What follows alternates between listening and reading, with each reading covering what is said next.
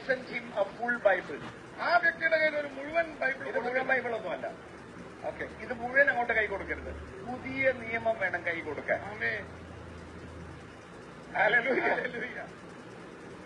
Just because it is bound together, that doesn't mean it is the full Bible. No. പഴയ നിയമം പുതിയ നിയമോട് ഒരുമിച്ച് കുത്തിക്കെട്ടിയത് കൊണ്ട് അതാണ് പൂർണ്ണ ബൈബിൾ എന്ന് വിചാരിക്കരുത്. When a new believer comes, ഒരു പൊതുവിശ്വാസി വരുമ്പോൾ give him the New Testament. അദ്ദേഹത്തിന് പുതിയ നിയമം മാത്രം കൊടുക്കും. Why? എന്തുകൊണ്ടാണ്? Because the Old Testament, there is no revelation, clear revelation about God. കാരണം പഴയ നിയമത്തിൽ ദൈവത്തെക്കുറിച്ച് വ്യക്തമായ ഒരു വെളിപ്പാടില്ല. Many things was written by Moses to lead a generation that was not born again.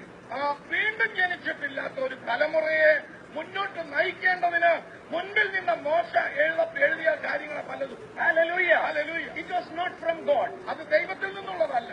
You might be shocked when I am saying this. ഞാനിത് പറയുമ്പോൾ നിങ്ങൾ ചിലപ്പോൾ ഞെട്ടുമായിരിക്കും. That this is not from God. ഇത് മുഴുവൻ ദൈവത്തിൽ നിന്നുള്ളതല്ല. Many things that Moses has written, which we are carrying, was not from God.